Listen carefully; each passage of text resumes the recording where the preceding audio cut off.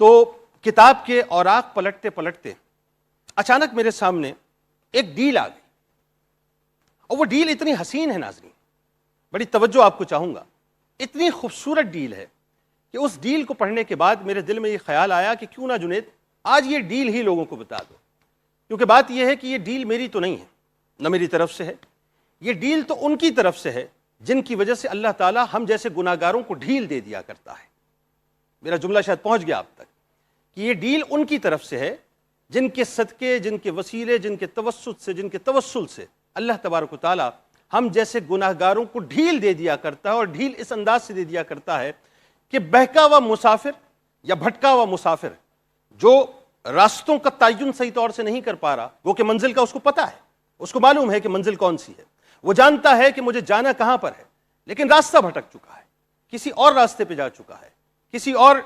یوں کہہ لیجئے کہ پگڈنڈی کا مسافر ہو گیا ہے، یا کسی اور ہائی وے کا مسافر ہو گیا ہے، لیکن اسے یہ معلوم ہے کہ نہ یہ سروس روڈ میرا ہے، نہ یہ پگڈنڈی میری ہے، نہ یہ ہائی وے میرا ہے، میرا راستہ تو کچھ اور ہے، کیونکہ جس منزل کی طرف مجھے جانا ہے وہ منزل مجھے اس راستے سے لے کے نہیں جائے گی۔ تو اللہ تعالیٰ دراصل اپنے محبوب کریم صلی اللہ علیہ وآلہ وسلم کے صدقے اور طفیل ان کے توسط سے ہمیں کچھ ڈیلز دیتا ہے، اور ساتھ ساتھ ڈھیل بھی دیتا ہے۔ ڈھیل اس لیے دیتا ہے کہ جو ڈھیل میں دے رہا ہوں اس ڈھیل کو تم حتمی مت سمجھنا، تنابیں تو میں کسی وقت بھی کھینچ لوں گا، لیکن کیا ہی اچھا ہو کہ تنابیں کھینچنے سے پہلے ہی انسان اپنے آپ کو اللہ کی بارگاہ میں سبمٹ کروا دے۔ اب ڈیل کیا ہے سنیے۔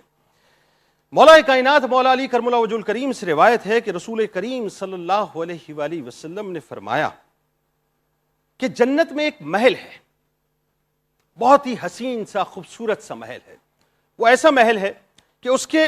باہر سے اندر کا نظر آتا ہے اور اندر سے باہر کا نظر آتا ہے۔ یعنی ذرا ازیوم کیجئے، میں بلا تمثیل عرض کر رہا ہوں کہ اگر آج دنیا میں کہیں شیش محل ہو تو اس کی کوالٹی یہ ہوتی ہے کہ اس شیش محل کو آپ جب باہر سے دیکھتے ہیں تو آپ کو اندر کا نظر آتا ہے، اور جب اندر سے دیکھتے ہیں تو آپ کو باہر کا نظر آتا ہے۔ گو کہ جنت کی تو ادنا سی ادنا نعمت کی مثال ہم دنیا پر رکھ ہی نہیں سکتے، ہو ہی نہیں سکتا نا، کیونکہ ایسی نعمتیں ہیں جس کو نہ کسی انسان نے سنا ہے، نہ دیکھا ہے، نہ اس کا کوئی تصور کر سکتا ہے۔ ذرا سوچئے، میرے سرکار علیہ السلام نے فرمایا کہ ایسا محل ہے، اتنا حسین خوبصورت محل ہے کہ جس میں جو باہر کھڑا ہوگا وہ اندر کا دیکھے گا، اور جو اندر موجود ہوگا وہ باہر کا دیکھے گا۔ اچھا، اب وہ محل ملے گا کس کو؟ یہ ہے سوال اصل۔ یہ تو ہو گئی بات کہ ڈیل ہے، محل ہے، اور محل اتنا حسین ہے، اتنا خوبصورت ہے، اور کتنا خوبصورت ہے اللہ اور اس کے رسول صلی اللہ علیہ وآلہ وسلم بہتر جانتے ہیں، لیکن ملے گا کس کو؟ اب اس کے بارے میں تین چھوٹی چھوٹی سی باتیں بتا دیں، تین چھوٹی، چوتھی بات ہے ہی نہیں، تین چھوٹی سی باتیں۔ کیا بات؟ پہلی بات، کلام پاکیزہ کر لو۔ یہ جو زبان ہے نا، زبان،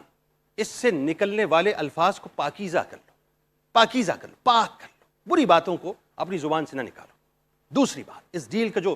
دوسرا پہلو ہے وہ کیا، یعنی دوسری جو شرط ہے وہ کیا ہے؟ وہ یہ ہے کہ کھانا کھلاؤ، بھوکوں کو کھانا کھلاؤ، مانگنے والوں کو کھانا کھلاؤ، کھانا کھلاؤ، بس کھانا کھلاتے چلے جاؤ۔ اور تیسری بات،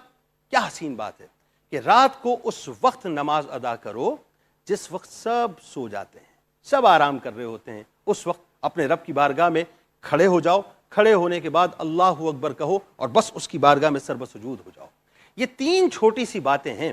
جس نے اس ڈیل کو حاصل کرنا ہے اس کو کچھ اور کرنے کی ضرورت نہیں ہے، اپنی زبان کو، اس گوشت کے لوتھڑے کو، یہ جو 32 دانتوں کے درمیان جو گوشت کا ایک لوتھڑا ہے نا، بس اس کو پاک کر لیں، اس سے جو بھی ادا ہو، خیر کا ادا ہو، پاکیزہ ادا ہو۔ کہیں بھوکا دیکھیں، کھانا کھلا دیں، کھانا کھلاتے چلے جائیں۔ اور تیسری بات، جب رات کو سب اپنے بستروں پر سو جائیں، لیٹ جائیں، آرام کریں، اور اپنے بہترین سے بستر اور بہترین سے کمبل کے مزے لے رہے ہوں، تو اس وقت آپ اللہ کی بارگاہ میں سجدہ کر کے سجدوں کے مزے لے رہے ہوں۔ اللہ تعالیٰ آپ کو وہ محل عطا کر دے گا جس محل کے بارے میں سرکار علیہ السلام نے فرمایا۔ دیکھیے صاحب، یہ جو رمضان ہے نا، رمضان، یہ تو ڈیلز کا مجموعہ ہے، مجموعہ ہے۔ ہر وقت، ہر پل، ہر لمحے کوئی نہ کوئی ڈیل اللہ تعالیٰ نے اپنے پیارے کے صدقے سے رکھی ہوئی ہے۔ ہر وقت آپ کو کوئی نہ کوئی ڈیل ملتی ہے، بلکہ مجموعی طور پہ رمضان خود ایک ڈیل ہے، خود ایک ڈیل ہے۔ حضرت موسیٰ علیہ السلام کو اللہ تعالیٰ نے یہ فرمایا کہ اے موسیٰ، میں نے امت محمدیہ صلی اللہ علیہ وآلہ وسلم کو 2 نور عطا کیے ہیں۔ کتنے؟ 2 نور عطا کیے ہیں، ایک رمضان، دوسرا قرآن۔ اور پھر آگے اللہ تعالیٰ فرماتا ہے کہ ان دونوں نوروں کے ذریعے سے وہ 2 اندھیروں کو ختم کریں گے، یعنی روشنی میں تبدیل کریں گے۔ عرض کیا باری تعالیٰ وہ دو نور کون سے ہیں؟ فرمایا ایک رمضان ہے، دوسرا قرآن ہے۔ اچھا جی، دو اندھیرے کون سے؟ فرمایا ایک قبر کا اندھیرا ہے، دوسرا حشر کا اندھیرا ہے۔ یعنی قبر میں تو انسان اکیلا ہوگا نا، کوئی بھی نہیں ہوگا اس کے ساتھ، اندھیری گور ہوتی ہے، لیکن اللہ تعالیٰ روشن کر دے گا اگر آپ نے اس ڈیل کو تھام لیا جو رمضان اور قرآن کی صورت میں ہے۔ اور حشر میں ہمیں نہیں معلوم کہ کیا معاملہ بپا ہوگا، لیکن حشر میں اللہ تعالیٰ آپ کو روشن کر دے گا، آپ کے لیے روشنیوں کی مینار سجا دے گا اگر آپ نے رمضان کو اور قرآن کو تھام لیا۔ اسی طرح سے یہ جو ایک روایت میں اور آتا ہے کہ یہ جو روزہ ہے، یہ جو قرآن ہے، یہ بروز محشر ہماری شفاعت کروائیں گے۔ ذرا تصور کریں اس بات کو کہ یہ کتنا بڑا جملہ ہے، یعنی حدیث مبارکہ کیسی کمال، ویسے تو ہر حدیث ظاہر ہے کمال ہے، لیکن یہ حدیث مبارکہ تو ایسی ہے کہ جس میں اسٹیمپڈ آپ کو یہ بتلا دیا کہ یہ جو دو باتیں ہیں، یعنی ایک روزہ اور ایک قرآن، یہ بروز محشر آپ کی شفاعت کروائیں، بندوں کی شفاعت کروائیں۔ اب کیسے ہوگا کہ جس وقت یعنی اللہ تبارک و تعالیٰ فیصلہ فرمائے گا اور خدا نخواستہ اگر عذاب کا فیصلہ ہو گیا تو یہ روزہ عذاب کے درمیان اور آپ کے درمیان آ کر ایک ڈھال بن جائے گا، بالکل ڈھال بن جائے گا۔ اور ڈھال بننے کے بعد اللہ سے یہ عرض کرے گا کہ یا اللہ، یہ میری وجہ سے بھوکا پیاسا رہتا تھا، کچھ کھاتا نہیں تھا، کچھ پیتا نہیں تھا، اے پروردگار آج میں اس کے اور عذاب کے درمیان موجود ہوں، میری شفاعت اس کے حق میں قبول فرما، میری شفاعت اس کے حق میں قبول فرما لے۔ یعنی وہ ڈھال بن کے بیچ میں کھڑا ہو جائے گا، اللہ تبارک و تعالیٰ اس کی شفاعت کو قبول کر لے گا۔ اسی طرح سے جو قرآن پاک ہے، جو میرے رب کا کلام ہے، جو اپنے محبوب کے قلب اطہر پہ اللہ نے نازل فرمایا ہے، یہ قرآن عذاب اور بندے کے درمیان آ کے کھڑا ہو جائے گا، بالکل درمیان میں آ کے کھڑا ہو جائے گا اور عرض کرے گا باری تعالیٰ یہ میری تلاوت کرتا تھا،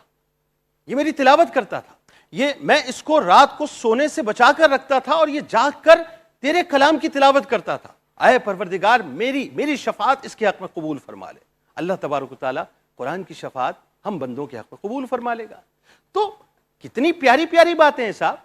چھوٹی چھوٹی سی باتیں ہیں، کوئی بڑا مسئلہ نہیں ہے۔ دیکھیں پرانے وقتوں میں صحابہ نے تو پوری زندگیاں لگا دی، قربانیوں کے مینار تعمیر کر دیے، ایسی